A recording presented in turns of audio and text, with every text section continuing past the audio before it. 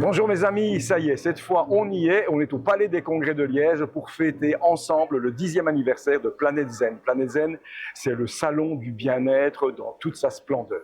Alors on en a déjà parlé sur notre site, de City Light TV. Nous sommes partenaires avec cet événement et on est très heureux de ça. Alors plutôt que de vous parler comme ça bêtement, allez, je vous emmène avec moi et on va aller à la rencontre de tous ces exposants qui sont là et qui viennent et suivent cette manifestation depuis quelques temps déjà. Allez, on va les rencontrer. Allez, on y va. Bonjour Nathalie, allez, je suis très heureux de vous rencontrer. C'est votre première participation au Salon Zen? Ouh là là, non, j'étais avant exposant régulier, puis j'ai été bénévole, et puis comme une inspiration, cette année, j'ai eu envie de redevenir exposant, voilà. Voilà, c'est une très belle idée Voilà. et c'est tant mieux, comme ça on a pu faire connaissance. Oui. Vous êtes du pays de Herve, moi aussi. Alors dites-moi, thérapeute formatrice, Oui.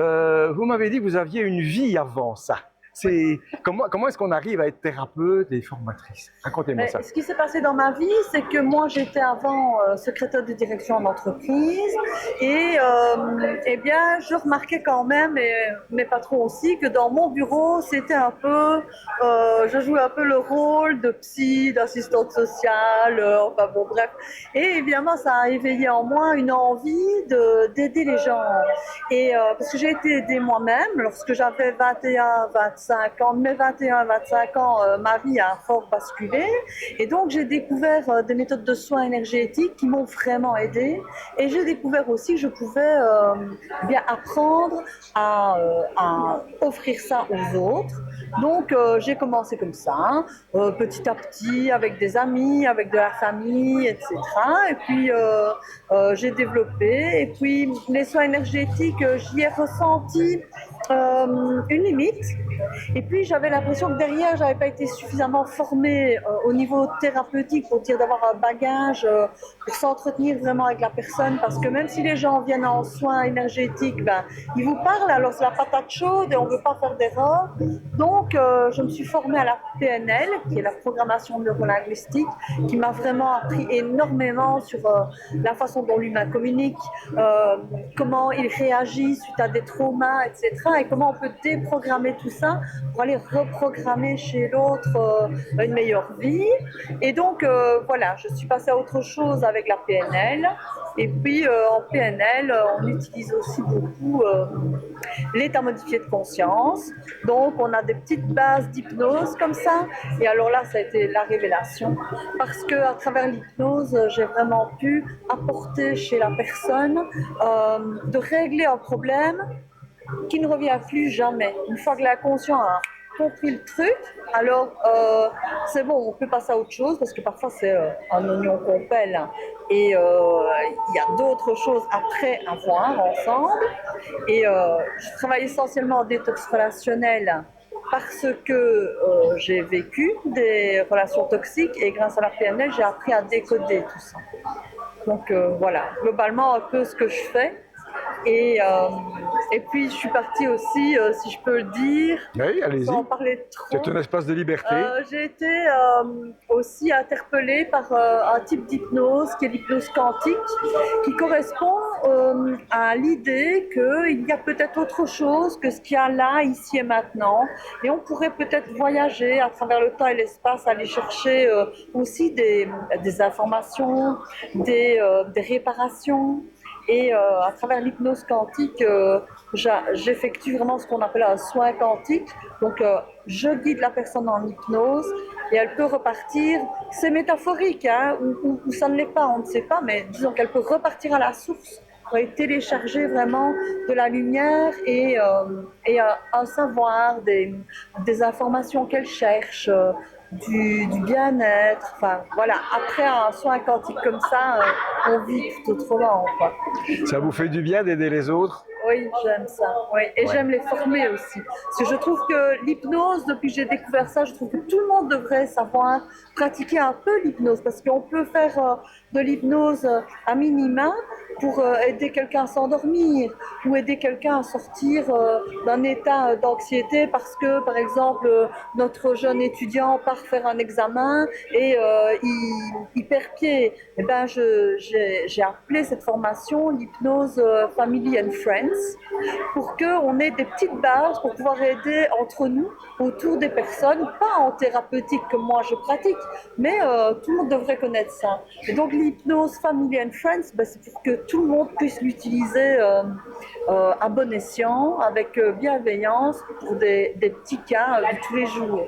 Vous savez quoi, moi je me sens déjà mieux, rien qu'à vous entendre parler. Vous savez, City Life TV, c'est tout nouveau. City Life TV existe depuis 5 mois seulement. Félicitations. Et merci beaucoup pour ça. Et on a besoin de gens comme vous pour faire du bien à ceux qui nous regardent. Alors moi, je vous propose quelque chose, c'est venir rejoindre l'équipe. Est-ce que ça vous plairait?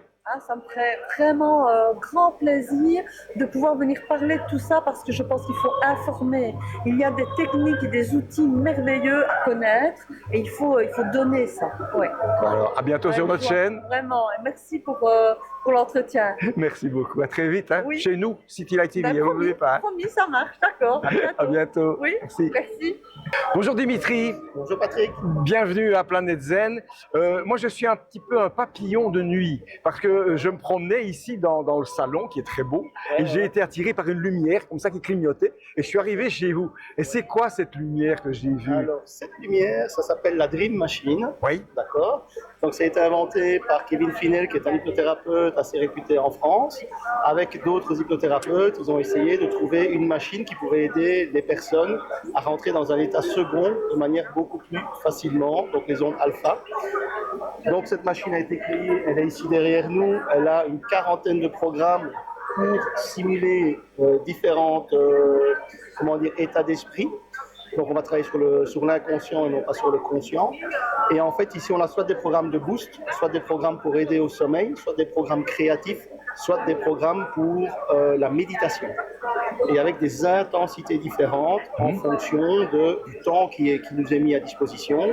Donc les séances peuvent durer entre 5 minutes jusqu'à 70 minutes pour les programmes les plus longs. D'accord. Et dites-moi, est-ce qu'il y a des personnes qui vous disent non, ça ne sert à rien, moi je ne saurais pas être hypnotisé? Est-ce que ça arrive?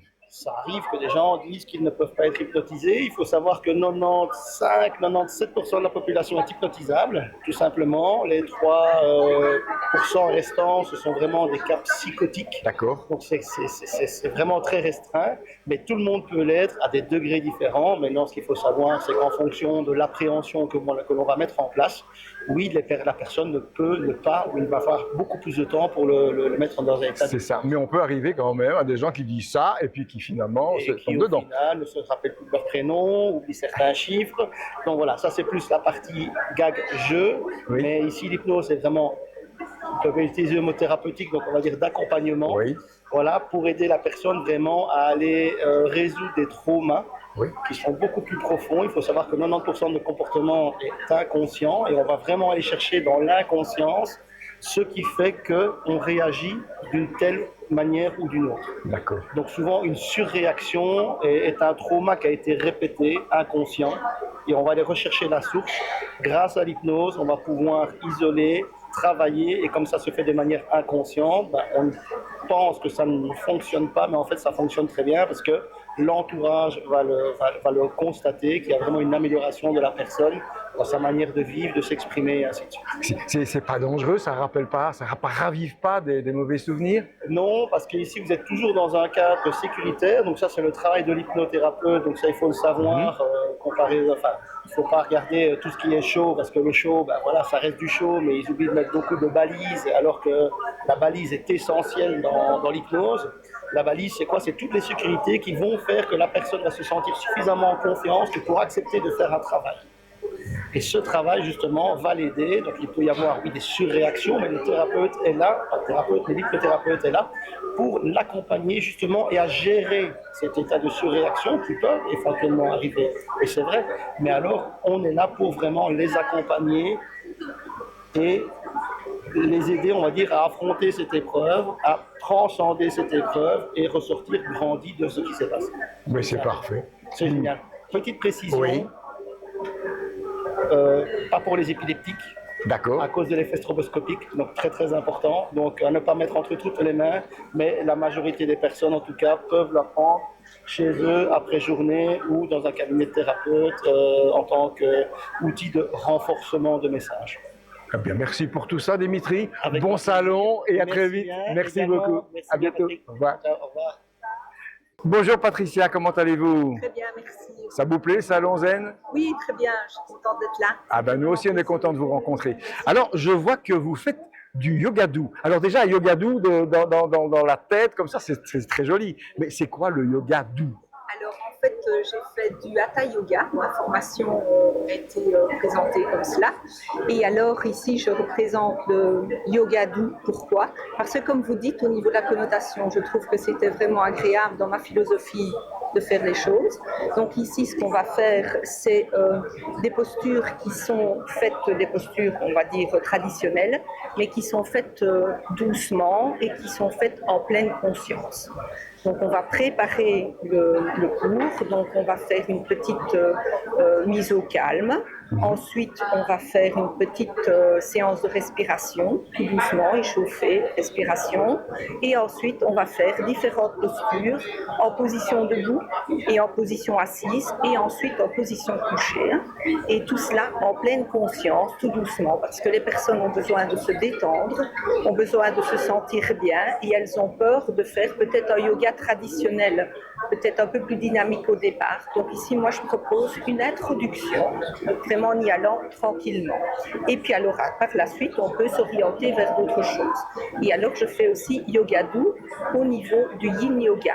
Là, alors, on va travailler vraiment sur la musculature, au niveau des fascias, en pleine conscience, et on va vraiment travailler sur la personne pour la détendre, pour lui permettre de se sentir mieux, et ensuite de continuer, soit sa journée, si on a fait une séance le matin, ou ensuite le soir, peut-être s'apaiser pour avoir un meilleur sommeil, un meilleur ressenti, et se sentir bien. Donc ce sont des clés que vous donnez aux gens? Je donne des clés, oui, je donne des informations. Je suis coach bien-être et formatrice aussi, donc tout ça englobe un petit peu ce que je fais. Je fais des combinaisons aussi, parce que je suis formatrice au niveau du Reiki, au niveau du Laoshi, et alors je fais aussi de la réflexologie plantaire. Donc tout ça est lié, et d'une manière ou d'une autre, on va chacune, choisir la discipline qui nous apporte quelque chose, et puis on peut peut-être aller plus loin. Et là, j'apporte aussi beaucoup de liberté d'action, et ça j'aime vraiment énormément. On sent que vous aimez votre métier, c'est un plaisir de vous avoir rencontré. À très vite. Merci, à très vite. Merci beaucoup. Au revoir. Au revoir. Merci.